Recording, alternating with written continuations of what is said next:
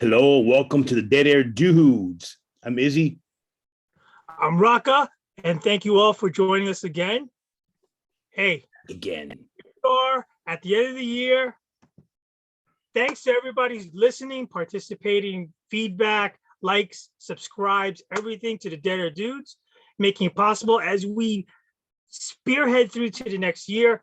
We are over 5,000 downloads and podcasts. We're kicking ass on all mediums. Hey, you know what? It's been a crazy ride. It continues to be, but we're here. And today we're going to discuss a recap of the series on Disney, part of the Marvel line, Hawkeye. Yep, we did our first review of episodes 1, 2, and 3. Now we're going to do 4, 5, and 6. Mainly,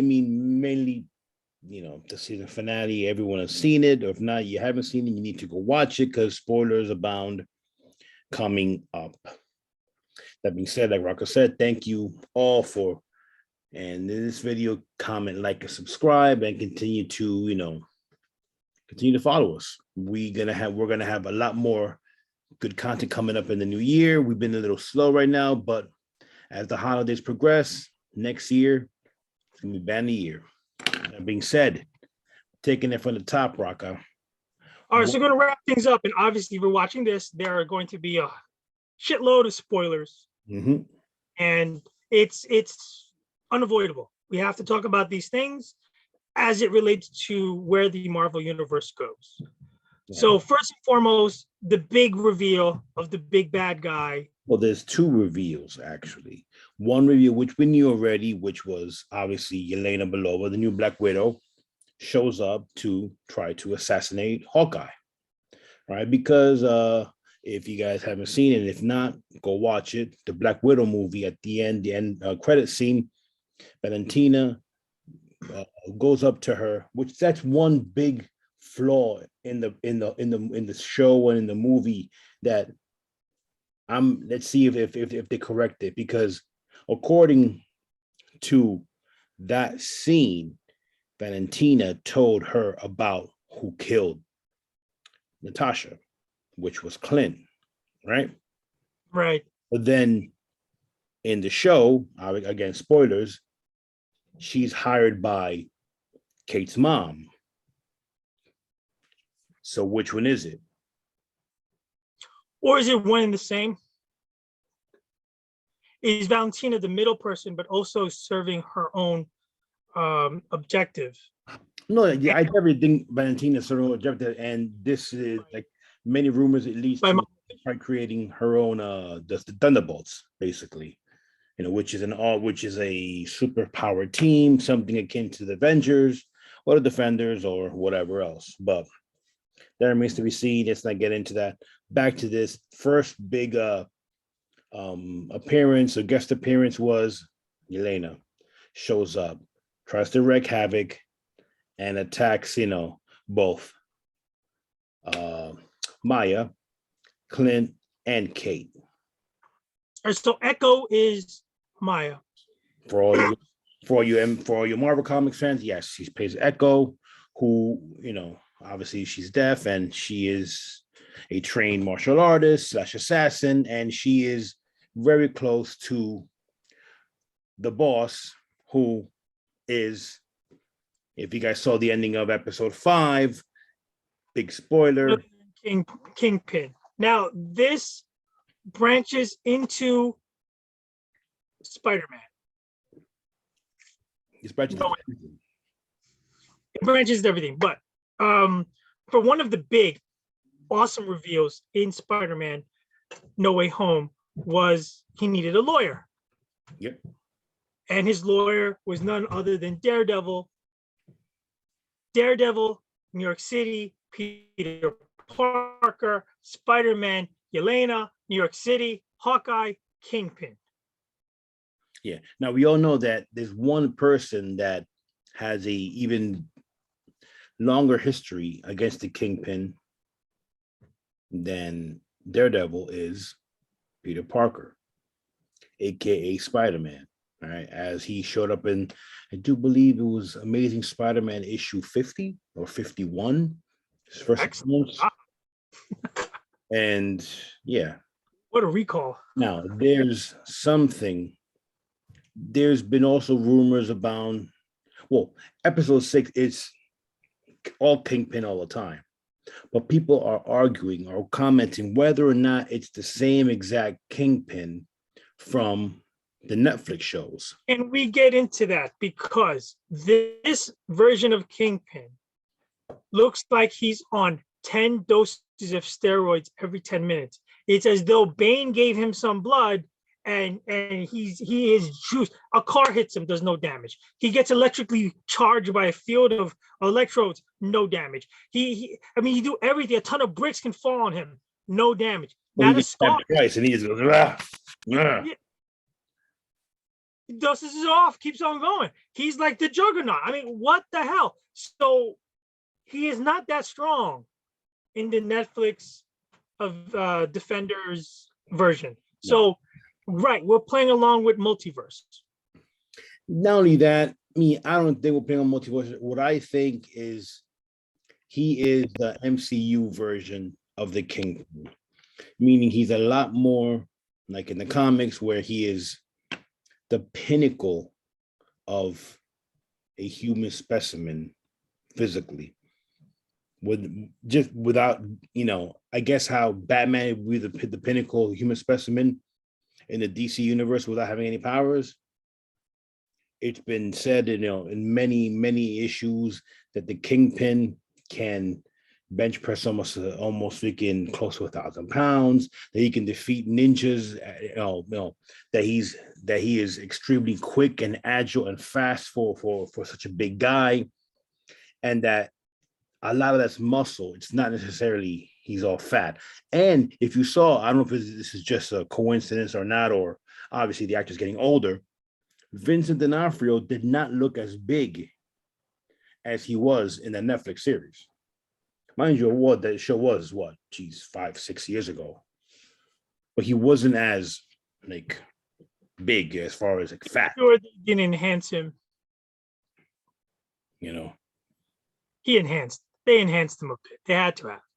Not necessarily. It can't be healthy to get that big because the guy is a big guy, but But I'm sure, they juxtapose camera angles and whatnot to make him look maybe 1.5 bigger than he really is.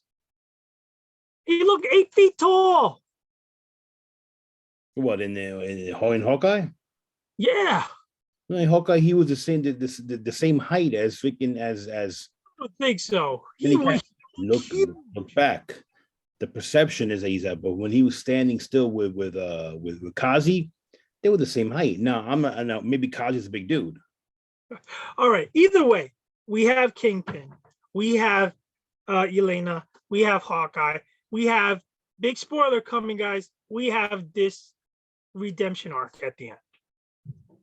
Yeah, we have the big throwdown battle in Rockefeller Center, where you have everything go down, and obviously Jack is Jack Duquesne, who is the swordsman, and we all think that he's a bad guy. He actually turns out to be quite helpful, and if not a good guy, a definite tweener.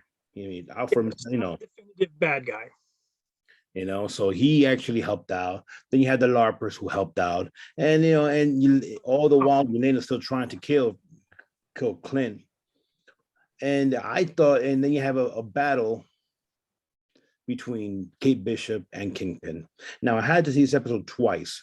I saw it once, and I was like, "Wait a second, how can she hold her own?" And in the second episode, with my second viewing, with less beverages, I noticed that he was throwing her around like a rag doll, and she just happened to get one up him just, in that explosion. She was like a pest. Yeah, and he I think he even mentions it in like swats her like a fly, several.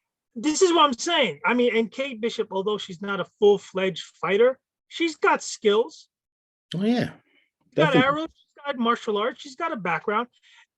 Just to circle back, the interaction between Yelena and Kate Bishop, it's great. hysterical.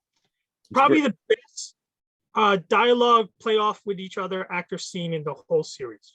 Yeah, I know. I mean, I had read that a lot of stuff was ad libbed, like the whole mac and cheese thing. She actually ad libbed a lot of that.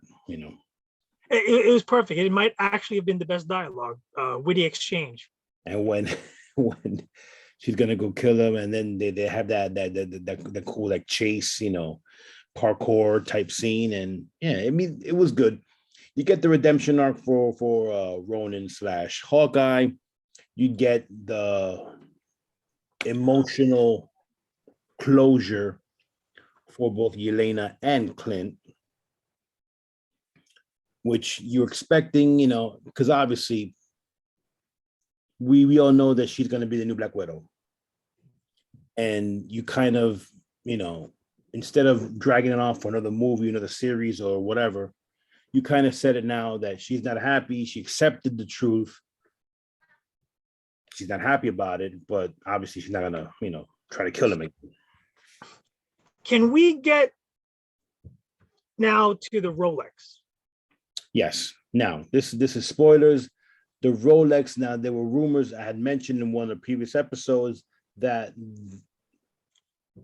Clint's wife, which Linda Cardellini, which I mean, I forgot her name in the show. And come on, we know her name. She's Agent 19. Laura. Yes, Laura. Laura is actually Agent 19. Now, for all you Marvel Comics heads, Agent 19 is the code name for Bobby Morse, aka Mockingbird. So all the rumors were true. That yes, which they met on the job and they hooked up. Yeah, which it makes perfect sense because he's calling her. She's all calm about it, and and he's asking. German. Yeah, he's asking her certain things. I have and she knows about all of it. She knows about all of it. She knows about the Ronin. She knows about the suit. She knows about the Rolex. She knows about the black market. She knows about the tracksuit mafia. She knows about the big guy. She knows all of it as though it were nothing except get that Rolex, get that watch, secure it, kill the Ronin thing, take care of it, come home for Christmas. Yeah. Now, what would be cool? I mean, one thing we did not know, which is kind of inferred, but not completely, etched in stone, because there might be, I haven't heard anything about second season, but there might be a second season, that'd be awesome. Obviously, Clint, didn't you think this was a little too short?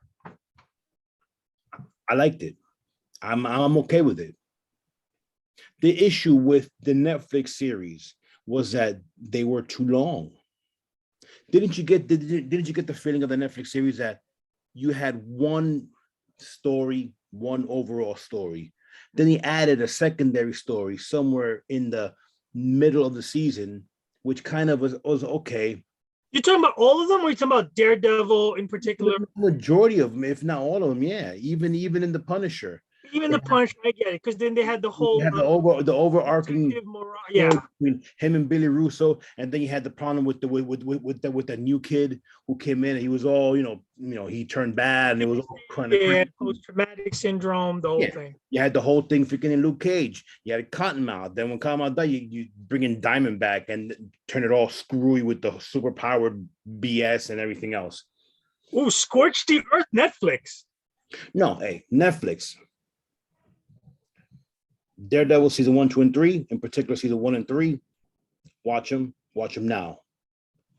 You know what? One can argue Netflix laid down the plans for what Marvel's doing now on Disney. The only issue I have, but they did it first. Of course. The only issue I have with Daredevil, with Disney and the Disney Plus and all the MCU and all these shows, is the fact that it's Disney. You're not going to get the dark and gritty that you need to get for these street level characters.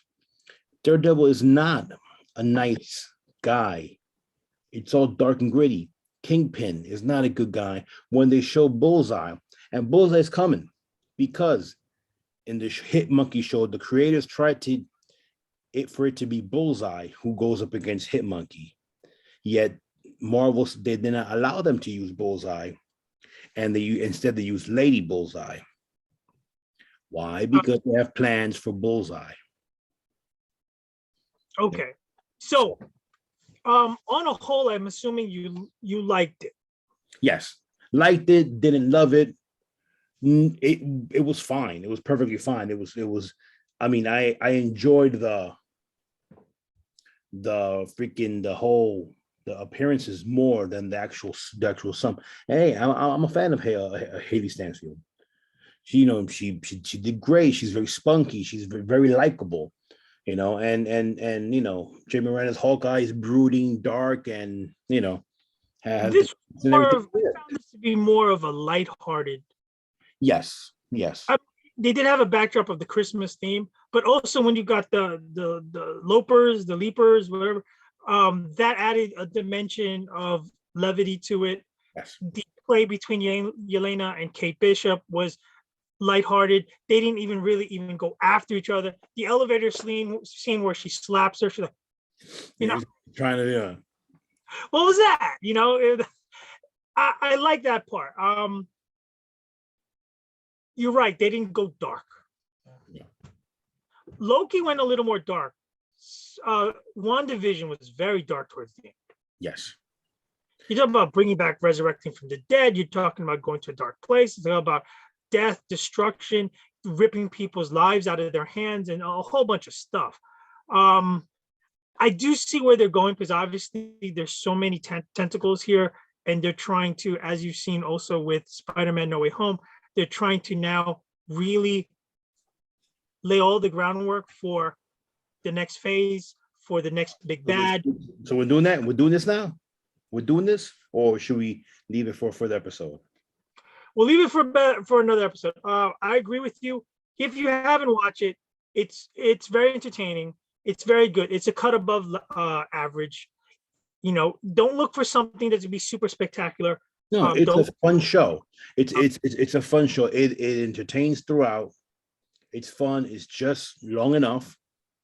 It's not like WandaVision, which was slow, and then that it picked up and it was awesome to the end. And Loki, which was a steady good throughout. Steady was very good. One last thing before we wrap up this, the end credits. So you're waiting for some kind of super credit, super reveal, something. Yeah, super reveal, something along those lines. And we're having technical difficulties. I apologize. Can you repeat that, Raka? So towards the end, you didn't get all these, these scenes that give away or give you tantalizing little tidbits into the future. You just got to sit and entertain yourself with the play rendition of the Avengers. Yes. Which it was fun. I was a little disappointed because you're always waiting for that the end credit scene, but you didn't really get it. You just got that. But you also did get the Kingpin's death. No, you didn't. Well, I mean, he supposedly did. Been ended. Well, of course. Look, if again, not to go back to, keep quoting the comic books, but in the Echo run in Daredevil, which is kind of similar to the storyline, kind of sort of. Kingpin did kill her father, and she hunts down the Kingpin, and she shoots him dead in his eyes. Well, I mean, and for a while, Kingpin goes blind, and he loses all of his power. He loses all of his wealth, and he loses the title of Kingpin of Crime. So now, are they going to go with that storyline? I'm not sure, but you have an Echo series coming up, and we know for a fact that Charlie Cox was supposed to reprise his role of Daredevil in this series. So we know we're going to probably it's going to be Charlie Cox is going to be all over Echo. We're going to have Kingpin in the Echo series. By that time, we probably would have seen already She-Hulk and Moon Knight. So there's a very good chance that either all those characters might show up in Echo. And what if we actually did see Spider-Man show up in Echo? That's just me saying, no, I don't know. And which Spider-Man? Yes. Again, we cannot end this without saying, you haven't watched Spider-Man, gear up and go watch it. Yeah. And there's some quick news, quick rumors of casting rumors abound. It's been all over the interwebs, the internet, and everything. Now, take it with a grain of salt, but we may have found the new Ghost Rider. I heard. You want to say now? You're gonna leave it for? Yeah, we'll leave it. Well, I mean, we'll say it now. None other than Daryl Dixon himself, Norman Reedus. Now, excellent choice, I would say. He's been campaigning openly to play the role, and he's been tweeting lots of pictures, especially one that I think came up either yesterday or the day before, with it shows a split image of his face and the flaming skull on the other side. Well, now we're going there. There's another, well, not new reveal, but Punisher John Bernthal has made it known he'd like to enter the MCU in some form as well. Well, probably, I mean, here and there, probably an Echo, because he's intertwined into the Kingpin, Daredevil, Spider-Man universe. Of course, now the door is wide open, baby. The door has been blown wide open. And Kevin Feige already said that John Bernthal is the Punisher. It's only a matter of time before, but how will Punisher work in this happy-go-lucky MCU? Which is why I think his role, if anything, will be cameo-based. I mean, how can you have Daredevil, you're bringing in the Kingpin, you're bringing in Moon Knight. Moon Knight is darker than Batman. Okay, Moon Knight has split personalities, and he kills mofos. Well, Punisher, you can't get more dark than they've got dark. That's what I'm saying. I mean, he's got like a mile long. All right. So without further ado, hey, wait, before we let in, I'd love to have your opinion on the real life changing of the Punisher logo. What do you? Okay, so we'll get to that. Yes. What I've been reading is that there's what they term to be an evolution of the Punisher, but he's been also recruited to be a front man, an army man, a big executor of the Hand. Yeah. So he's taken on their logo. So you wonder now, is he all screwed up now? And they've taken advantage of that and manipulated him in such a way? Has he bought into this mythical, prophecy of the Hand? Does he believe that he would be restoring order with the best way he can? I mean, I have no idea where it's going. If I haven't seen it, yes. There you have a kind of a couple pictures. Here's my thing, and I might take flack for it. I don't care. I am the biggest Punisher fan out there. For the people who are running the directive of Punisher, if you're running scared because the way his logo has been molested and perverted because of things that have happened in social justice in the last few years, it's a total mistake in my opinion. You're giving into the man. Just because some group took it doesn't mean now you have to skew it, apologize for it, and change it. Punisher's been around for what, 35, 40 years? The whole comic book line predated all this stuff, had nothing to do, almost 50 years. Almost 50 years. It had nothing to do with racism, culturalism, appropriation, holding people down. No, he was a pawn, used and screwed. His family was killed, and he went against bad guys. So I want to be clear. He's a bad guy who went against bad guys. Well, and he killed the Irish mob, the Mexican mafia. He killed. Let me correct you on a side thing. Okay, he was a good guy. No, he was a bad guy. Originally, when Punisher first came out, Punisher would punish anyone who, in his mind, Right. Deserved it. And sometimes it was not necessarily good people, but people who did something, wrong that it really shouldn't be punished to that extent. But he was judge, jury, and executioner. And if the Punisher were alive and he would have seen the people who are appropriating his logo use it in that manner, he'd be against that completely. Right. So this is my only issue. If this whole change is motivated because of what's recently gone on, as opposed to no matter what, this was the creative direction, okay. But I just feel like if you're pandering to not even all the masses, but some of the people, because they apply pressure for a certain directive, a certain whatever agenda they have, I think it's completely wrong. Because at some point, something in any creative art might offend somebody else. Does it really offend it? Or somebody perverted it? That's my thing. It's hard for me to swallow a drastic change like this. Yeah. For no reason whatsoever. Milo, I think that Disney is they're throwing it out there and see what happens. If people go crazy, they'll change it back. If people like it, they'll leave it. It's all about this. For me, the natural, I hate even they use the word evolve. If you want the natural evolution of where the Punisher goes, I swallow this hard and I really, really gulp this down, but then he should pay for the crimes that he's committed.